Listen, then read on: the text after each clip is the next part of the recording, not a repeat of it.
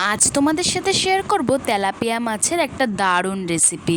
So hello everyone, সবাই কেমন আছো? আশা করি তোমরা সবাই ভালো আছো। আমার একটা নতুন ভিডিওতে তোমাদের সবাইকে ওয়েলকাম। আজ রান্না করেছিলাম তেলাপিয়া মাছের ঝাল। এই রান্নাটা কিন্তু খুবই সহজ, ঘরে থাকা উপকরণ দিয়েই তোমরা বানিয়ে ফেলতে পারবে। তো চলো ভিডিওটা শুরু করা যাক। প্রথমে এখানে নিয়ে নিয়েছি তেলাপিয়া মাছ বেশ কয়েকটা। মাছগুলো ভালো করে কেটে ধুয়ে পরিষ্কার করে নেব। মাছগুলো ভালো করে কেটে ধুয়ে পরিষ্কার করা হয়ে গেলে তারপর ওর মধ্যে লবণ হলুদ মাখিয়ে রেখে দেবো বেশ কিছুক্ষণের জন্য। এদিকে একটা মিক্সিং জার নিয়ে নিয়েছি, তার মধ্যে 2 চামচ ভেজানো সাদা সর্ষে, 2 চামচ কালো সর্ষে, আর নিয়ে নিয়েছি 2 চামচ পোস্ত, আর দিয়ে দিয়েছি বেশ কিছুটা আদা কুচি, আর দিয়ে দিয়েছি 8 থেকে 10টা কাঁচা লঙ্কা। লঙ্কাটা যে যেমন ঝাল খাও সেই বুঝেই দেবে। এবার তার মধ্যে অল্প একটু জল দিয়ে ভালো করে মিহি করে একটা স্মুথ পেস্ট বানিয়ে নেব। এই যে আমার মশলাটা বেশ ভালো করে বাটা হয়ে গিয়েছে। এইবার গ্যাস ওভেন অন করে একটা কড়াই বসিয়ে দিয়েছি। কড়াইটা বেশ ভালো করে গরম হয়ে গেলে তারপরে ওর মধ্যে দিয়ে দেব বেশ কিছুটা সাদা তেল। তেলটাও বেশ ভালো করে গরম হওয়া পর্যন্ত অপেক্ষা করব। তারপরে ওর মধ্যে দিয়ে দিলাম 1 চামচ মতন লবণ। লবণটা দিয়ে একটু নাড়াচাড়া করে তারপরে ওর মধ্যে দিয়ে দেব আগে থেকে লবণ হলুদ মাখানো মাছগুলো এক এক করে।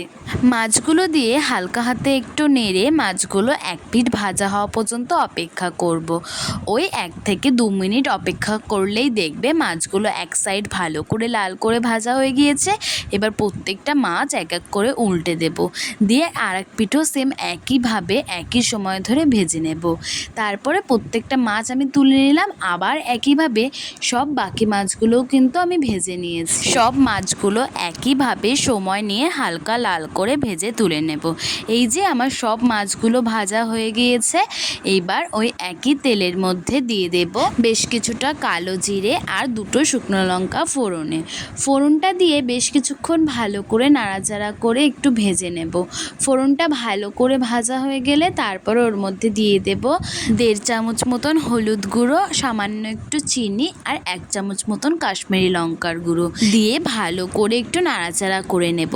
এই সব কিছু তেলের উপরে দেওয়াতে কিন্তু মশলা থেকে খুব সুন্দর একটা রং আসবে।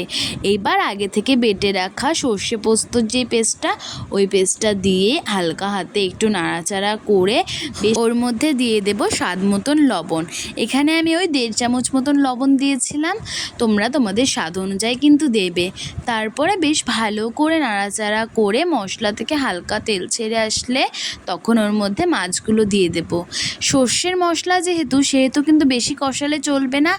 ওই 1 থেকে 1.5 মিনিট নাড়াচাড়া করলেই দেখবে মশলা থেকে বেশ ভালো করে তেল ছেড়ে এসেছে।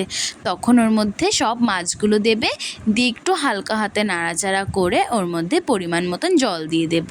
জলটা দিয়ে আবারও একটু নাড়াচাড়া করে ঝোলটা ফোটা পর্যন্ত অপেক্ষা করব। ঝোলটা যখন বেশ ভালো করে ফুটে আসবে তখন ওর মধ্যে দিয়ে দেব বেশ কিছুটা কাঁচা সর্ষের তেল। ব্যাস, এবার আর কিছুই না, হালকা হাতে একটু নাড়াচাড়া করে ঝোলটা হালকা একটু ফুটে আসলে তারপরে গ্যাস ওভেন অফ করে নামিয়ে নিলেই রেডি আমাদের আজকের রেসিপি তেলাপিয়া মাছের ঝাল। আজকের রেসিপিটা তোমাদের কেমন লাগলো অবশ্যই কমেন্টে জানিও, আর অবশ্যই তোমরা এইভাবে একবার বাড়িতে এই রেসিপিটা ট্রাই করো। আশা করি তোমাদেরও খুব ভালো লাগবে। আজকের ভিডিওটা এই পর্যন্তই। ভিডিও ভালো লাগলে লাইক কমেন্ট শেয়ার করো, আর ইউটিউব থেকে ভিডিওটা দেখে থাকলে চ্যানেলটাকে সাবস্ক্রাইব করে দিও, আর ফেসবুক থেকে দেখলে প্রোফাইলটাকে ফলো করে পাশে থেকো। আজকের মতন এইটুকুই। সবাই ভালো থেকো, সুস্থ থেকো। কাল আবার কোনো নতুন ভিডিওতে তোমাদের সাথে দেখা হবে।